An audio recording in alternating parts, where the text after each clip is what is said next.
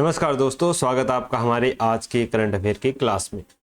सबसे पहले तो आप सभी का बहुत बहुत धन्यवाद, क्योंकि अब हमारे YouTube चैनल पर 2000 से ज़्यादा सब्सक्राइबर हो चुके हैं। हमारी फैमिली है वो दिनों दिन बड़ी होती जा रही है, तो इसके लिए, इस सपोर्ट के लिए, इस चैनल को अपने दोस्तों को शेयर करने के लिए आपका बहुत बहुत धन्यवाद। ऊपर से आपके जो कमेंट आते हैं उससे भी हमें काफ़ी अच्छा लगता है और अच्छे कंटेंट आपको बताने के लिए हौसला भी मिलता है। शुरुआत करते हैं हमारे पहले करंट अफेयर से, जो एक अमेरिका और चीन के संदर्भ में न्यूज़ है। ज़्यादा इसमें कुछ आने वाला है नहीं। किसके बारे में न्यूज़ है? ये अमेरिका, चीन, भारत, ईरान और ताइवान की एक कंबाइंड न्यूज़ है, जिसमें अमेरिका और चीन में जो अमेरिकी राष्ट्रपति डोनाल्ड ट्रंप आए थे, अपने काफ़ी जो औद्योगिक CEO थे उनकी टीम भी आई थी, लेकिन कोई भी समझौते पर इनकर सहमति बन नहीं पाई। फिर अमेरिका और भारत, जो क्वाड का सम्मेलन हुआ था रक्षा मंत्रियों का, उसमें अमेरिका ने भारत को एक जो हिंद प्रशांत क्षेत्र है उसमें मुख्य रणनीतिक साझेदार बताया है, जिससे चीन काफ़ी नाराज है। वो कह रहा है कि मेरे खिलाफ एक समूह है वो बना रहे हैं अमेरिका, जापान, भारत और ऑस्ट्रेलिया। अमेरिका ईरान से नाखुश है, क्योंकि ईरान के साथ कोई समझौता बन नहीं पा रहा है, उसकी संधियों को मानने के लिए राजी नहीं है।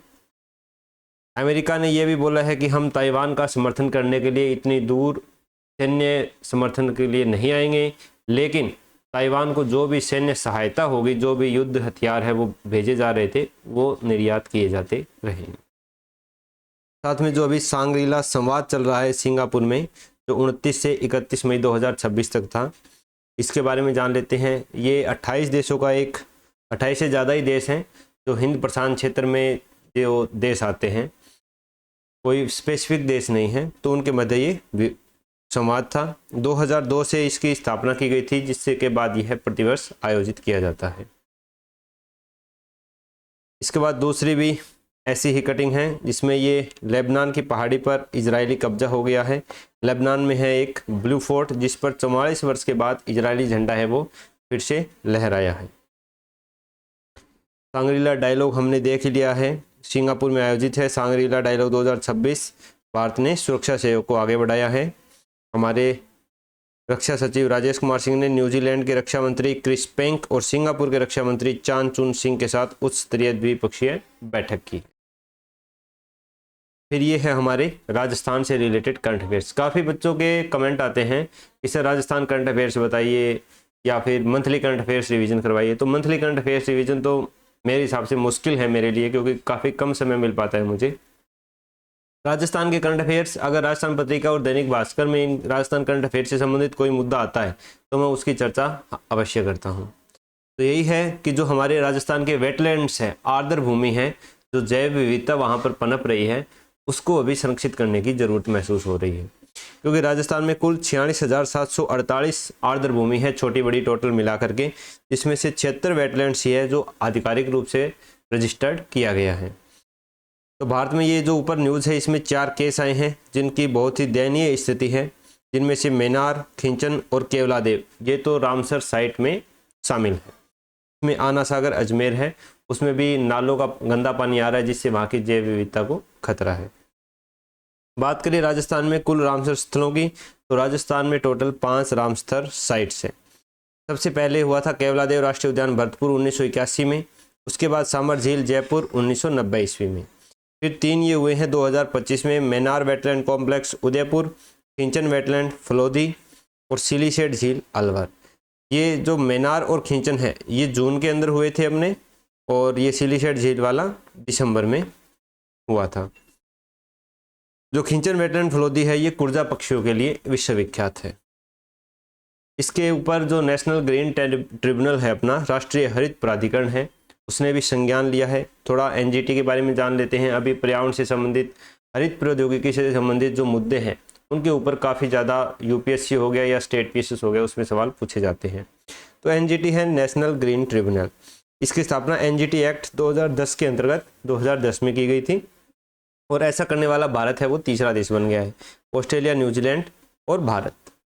आर्टिकल 21 के अनुसार स्वच्छ जीवन के अधिकार के अंतर्गत सभी को स्वच्छ पर्यावरण है उसकी आवश्यकता होती है, उसी के आधार पर इसकी स्थापना की गई थी। इसका मुख्यालय न्यू दिल्ली में है और इसकी 4 क्षेत्रीय पीठ हैं, भोपाल, पुणे, कलकत्ता और चेन्नई में। अध्यक्ष कौन होते हैं इसके? या तो सुप्रीम कोर्ट के सेवानिवृत्त न्यायाधीश या किसी हाई कोर्ट के सेवानिवृत्त मुख्य न्यायाधीश इसके अध्यक्ष होते हैं। 10 कम से कम 10 इसके पूर्णकालिक सदस्य होते हैं, ज़्यादा से ज़्यादा 20 होते हैं। इसके अलावा कुछ पर्यावरणविद भी इसके सदस्य होते हैं। इस ट्रिब्यूनल को क्या क्या शक्ति है? सिविल कोर्ट की शक्तियां प्राप्त है, समन जारी करना वगैरह, सो मोटो स्वतः संज्ञान लेना और किसी भी पक्ष पर जुर्माना या मुआवजा देने की इसको शक्ति दी गई है। फिर ये अगला फिर राजस्थान करंट अफेयर से है। राजस्थान भारत के अंदर दूसरा सबसे ज़्यादा दुग्ध उत्पादक वाला राज्य बन गया है। पहले नंबर पर है यूपी 15.66%, दूसरे पे है राजस्थान 14.82%, तीसरे पर एमपी, चौथे पर है गुजरात। फिर ये एक आर्टिकल आया है कि रुपए की कमजोरी सरकार का राजकोषीय सहारा। इसमें क्या बातें की गई है? इसमें जो आरबीआई द्वारा सरकार को अधिदेश सरप्लस ट्रांसफर की जो घोषणा की गई है, मंजूरी दी गई है, उसके ऊपर विचार विमर्श किया गया है। सरप्लस ट्रांसफर क्या होता है कि आरबीआई के द्वारा जो भी एक साल के अंदर पैसों की कमाई की जाती है, चाहे वो बैंकों को ऋण दे करके हो या किसी और प्रकार से, जिसमें इसमें एक मुख्य प्रकार क्या है कि आरबीआई क्या करता है, जब डॉलर का रेट कम चल रहा होता है उस समय काफ़ी मात्रा में डॉलर को क्या कर लेता है, क्रय कर लेता है, खरीद लेता है। फिर जब भारतीय रुपया होता है या सरकार को रुपये की जरूरत होती है, उस समय डॉलर को वैश्विक बाजार में विक्रय करके और रुपया खरीदता है। तो इसी के ऊपर चिंता व्यक्त की गई है कि 2022-23 में ये 87,000 करोड़ था, 23-24 में 2.10 लाख करोड़, 24-25 में 2.68 लाख करोड़ और 2025 में सबसे ज़्यादा रिकॉर्ड स्तर पर 2.86 लाख करोड़ है वो आरबीआई ने दिए हैं अपने सारे जो भी काम धंधे हैं, कर्मचारियों की सैलरी वगैरह हो गई, वो सब काट पीट करके। जो कुल राजस्व प्राप्ति है भारत सरकार की उसका 8% है। 8% एक बहुत बड़ी रकम होती है, बहुत बड़ा मद होता है। चिंताएं क्या है कि ये एक अस्थायी सहारा है, सरकार को अपना वैसे नहीं है कि कोई भी प्लानिंग कर रही है उसमें इसको लेकर के चलना चाहिए, जबकि आरबीआई का मुख्य काम है वो मूल्य स्थिरता या वित्तीय स्थिरता बनाए रखना है, ना कि सरकार को कमाई करके देना। लेकिन ये सरप्लस ट्रांसफर होता है, ये एक प्रकार से थोड़ा बहुत सहारा दे देता है। नीतिगत धुंधलापन सरकार की नीतियों में आ सकता है, क्योंकि अगर सरकार प्लानिंग में पहले से ही मानकर चले कि हमें इतने रुपए तो लगभग आरबीआई से मिल ही जाएंगे, तो वो चीज़ें क्या होती है, प्लानिंग को खराब कर देती है। इसके बाद ये आर्टिकल है जिसमें सुप्रीम कोर्ट ने आरक्षण के संरचनात्मक स्वरूप पर सवाल उठाए हैं, खासतौर से जो SC ST का आरक्षण है उसके ऊपर। सुप्रीम कोर्ट ने ये बार बार टिप्पणी भी की है कि जिस प्रकार ओबीसी में creamy layer non creamy layer का प्रावधान है, वैसे ही SC ST में भी creamy layer non creamy layer का प्रावधान है वो लाया जाना चाहिए। लेकिन भारत में अब तक ना तो केंद्र के स्तर पर और ना किसी राज्य में इस प्रकार की व्यवस्था करने की मांग उठी है, क्योंकि जो SC ST के नागरिक हैं वो लाभ ले चुके हैं आरक्षण का, तो उनकी सामाजिक स्थिति, शैक्षिक स्थिति है वो दूसरे जो व्यक्ति हैं उन्हीं के समाज के SC ST के उनसे काफ़ी ज़्यादा ऊपर हो जाती है, और फिर वो हर बार बढ़त रखते हैं। जो नीचे रह गए उनका फिर नीचे ही के स्तर पर बने रहना अभी तक पाया जा रहा है। तो उनको ऊपर उठाने के लिए जो ऊपर में जिन्होंने आरक्षण का लाभ पहले ले लिया है उनको क्रीमी लेयर में डालना जरूरी है, यही सुप्रीम कोर्ट है वो टिप्पणी कर रहे हैं। फिर ये अगला आर्टिकल है जल संवेदनशील नगर नियोजन की आवश्यकता, कि जल को बचाने के लिए जितना हम प्रयास करते हैं जल भंडारण के लिए, उतना ही प्रयास हमें जो जल है, बरसात का जल है, उसको भूमिगत जल के साथ मिलाने के लिए भी किया जाना चाहिए। क्योंकि बढ़ते नगरीकरण के कारण क्या हो गया है, सब जगह क्या हो गई है, ज़्यादातर पक्की हो गई है। जो ऊपर की सतह होती है पृथ्वी की, जो सोखती है जल को, वो पक्की हो गई है, जिसके कारण भूजल का पुनर्भरण नहीं हो पा रहा है। तो किसी भी नगर की प्लानिंग करते समय हमें जल जोखिम क्षेत्र को, जल भराव क्षेत्र को और जल प्रवाह मार्ग को, इन 3 चीज़ों को ध्यान में रखते हुए उसकी प्लानिंग है वो की जानी चाहिए। ये चीज़ें कोई ज़्यादा याद रखने वाली है नहीं, लेकिन आप इन शब्दों का इस्तेमाल करके अपने मेंस के एग्ज़ाम में काफ़ी अच्छा उत्तर लिख सकते हो। फिर कल परसों हमने देखे थे तीनों सेनाओं के अध्यक्ष। अभी 31 मई को हमारे CDS और जो नेवल स्टाफ है उन्होंने नया पदभार ग्रहण किया है, जिसमें से CDS बन गए हैं NS राजा सुब्रमणी। ये तीसरे चीफ ऑफ डिफेंस स्टाफ, तो चीफ ऑफ डिफेंस स्टाफ बन गए हैं NS राजा सुब्रमणी। थल सेना अध्यक्ष जनरल उपेंद्र द्विवेदी हैं। नौसेना के बन गए हैं एडमिरल कृष्णा स्वामीनाथन, ये 27वें नौसेना अध्यक्ष हैं।